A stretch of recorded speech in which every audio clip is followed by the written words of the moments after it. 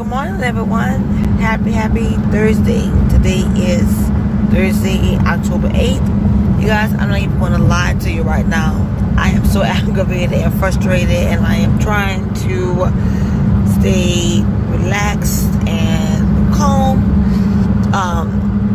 We are actually leaving from going to the hospital where I normally go and do my infusions. It's a long update that I have to give you guys.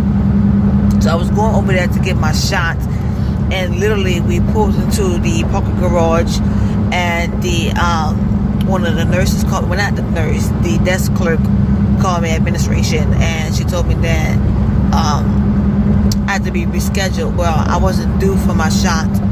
I was told my shot was going to be due this Thursday, today. Then now I'm told I have to go next Thursday and get it. But before I get into that, so how are you guys doing? How have you guys been? How are you and your family? Everything going on in your neck of the woods? I have my pink on. Now, some tissue, don't worry about that. I have my little pink and blue, green. Come on, I got this from Costco. This pink dress. I think I had this since last year.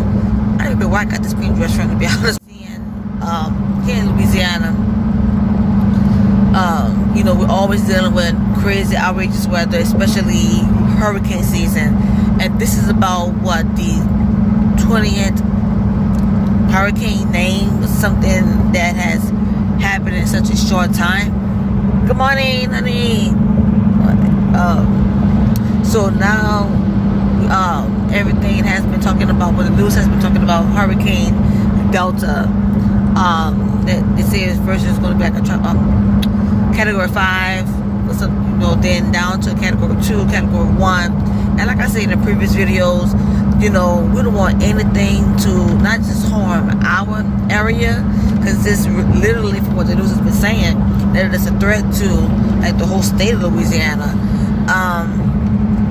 But they have put mandatory evacuation, not in the area where we live, but it's other surrounding parishes.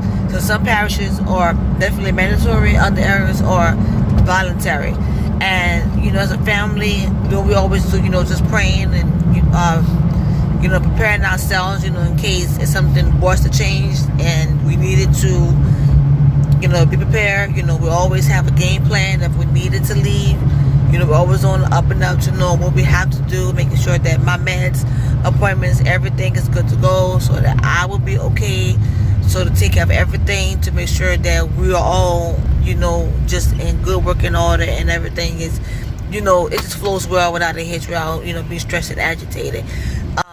My nephew, he actually had a football game for this Saturday, but they had practice yesterday, so their game is going to be moved to today, this evening. So I forgot actually who they are playing. But, because of the storm and everything, the game was Saturday, but it's now been moved to today. I'm sorry, you guys. I am so sorry. They had this vehicle that was getting close to our truck, and that they did not have their blinker on. And literally, they're trying to just barge their way to trying to get over. And I'm sitting here doing the video, so I didn't notice, and hubby was getting agitated. I was trying to calm him down, so that's why I had to just take a break, but I'm back.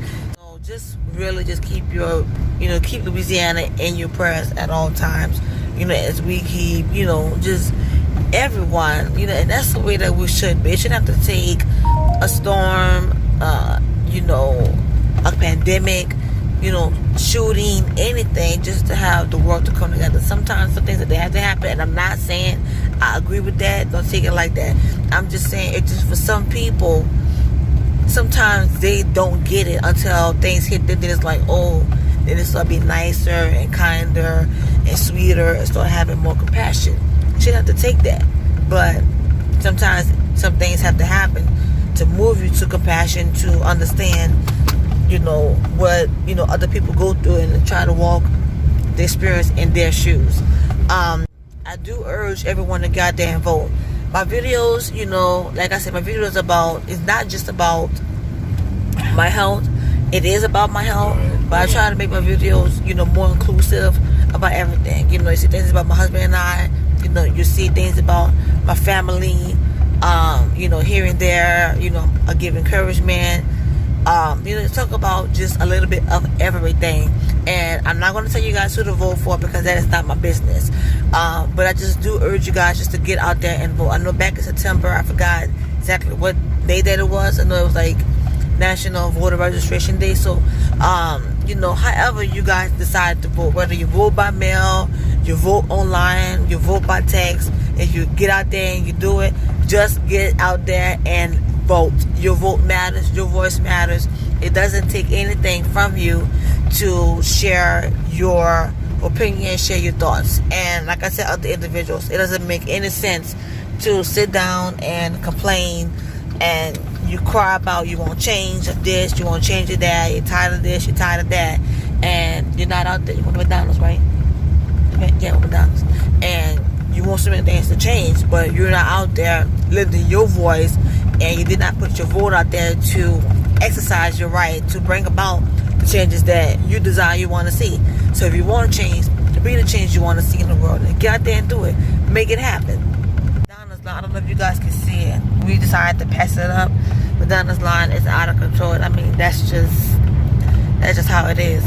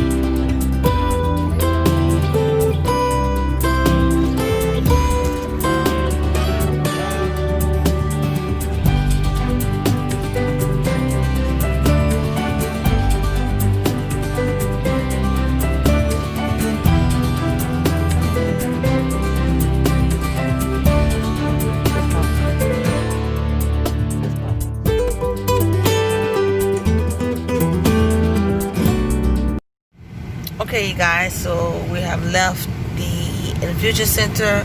You guys, I really had a rough time there just a little while ago. Today is my final day for the Injectafer. The Injectafer is a 2-dose medication. It's a 2-dose IV medication for anemia. It takes about 6 to 12 weeks for everything to actually start working. Let's go straight.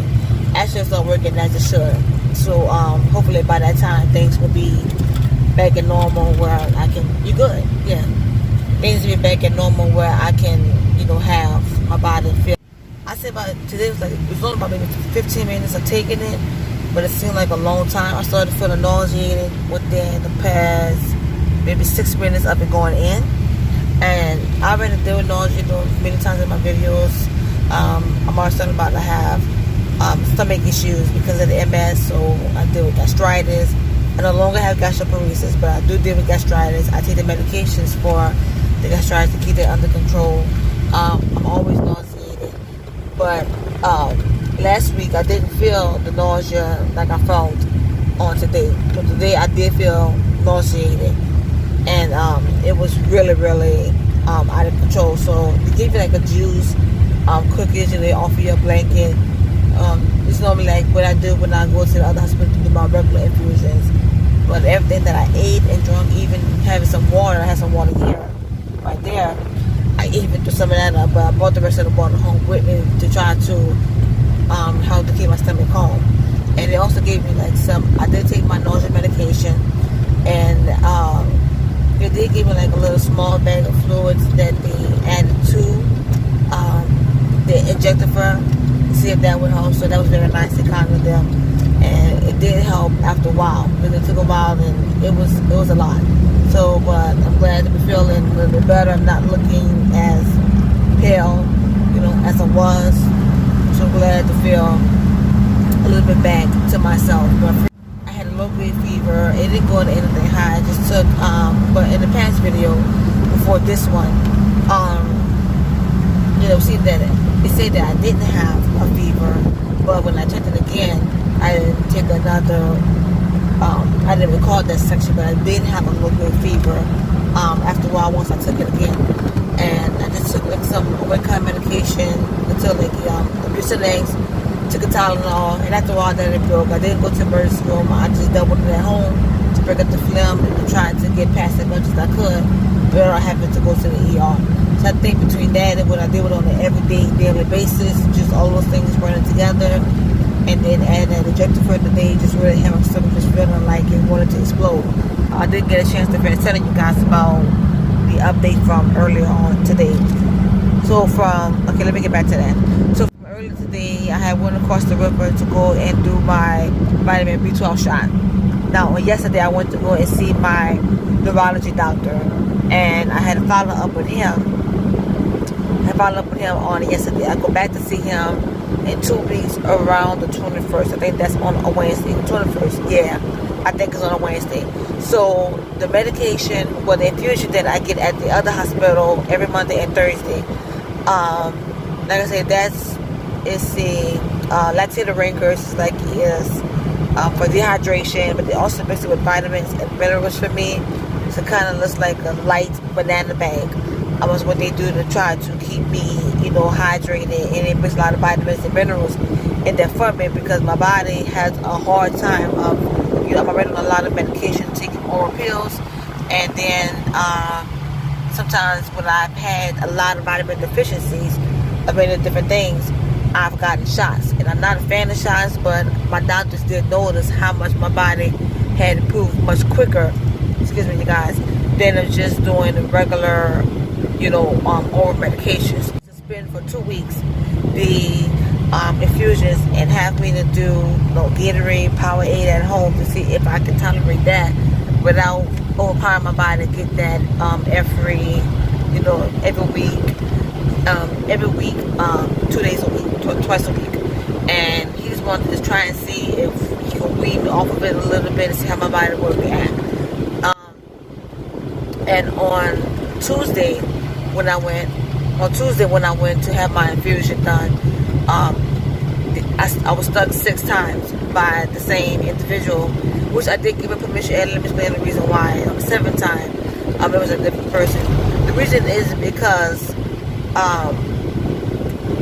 she was doing the infusion, and what happened is that the pole was behind me, and I was trying to, my nose was itchy. Literally, my nose was itchy, and I was trying to scratch my nose, and the tubing got caught under the little extensive part on the table that, I set my juice on, I set my books there when I'm reading, I set my tablet there, things like that, and it got caught, so it kind of pulled the catheter out of my hand. It would be already very tough to find access for my veins. It made it harder for her to try to push it back in and salvage it. So she was trying to salvage it without having to stick me again, and she tried, but it bloomed. So I had a hematoma, a little knot looking like Mount Everest, and she tried other sections to try to get it to where even going in my finger, and I've never had it in my finger before, but she was just trying to just find access anywhere to help me to do the infusion.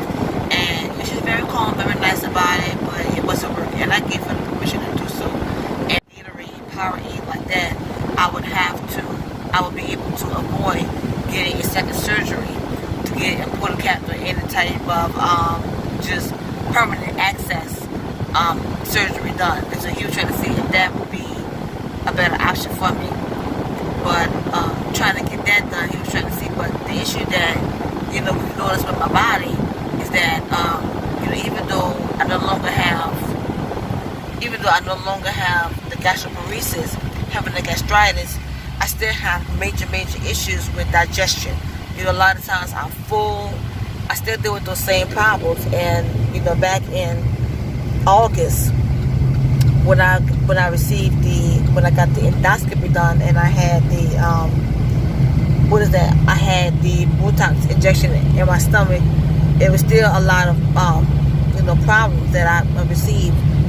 Still after that, it's October, and I am on the Protonix medication, for the gastritis, and even the other GI doctor that I see at the same hospital that I get infusions at. She even told my dad when he brought me, that was on September 16th, that it's kind of like just a test and trial with me, trying to see what medications work. She doesn't want to try a new medication every single time I go to her, which I appreciate, but it's hard to try to find what works for me and what doesn't, and we are really trying very hard to avoid surgery. And so that's just the update, you guys, of what's going on. And I will have that 2-week break of not going to the regular hospital every Monday and Thursday doing the infusions. Next 2 weeks, well, he needs to slow down. Oh my goodness. Sorry, you guys, he's shopping like an idiot. So for the next 2 weeks, you're just going to be at home doing, the Gatorade, things like that, trying to see what my neurologist, suggested. On Monday, I will be able to talk to the surgeon about the port catheter, whatever he can try to do for long-term access. We went on yesterday. Unfortunately, he was called to do an emergency surgery. That you're a winner, that you're worrying, that you are survivors. We are survivors. Never give up and never surrender. That you are better cut on stone when you first went in the stone. Never give up and never ever surrender. This has been Rodriguez Road to Recovery, and we will talk to you guys again very, very soon.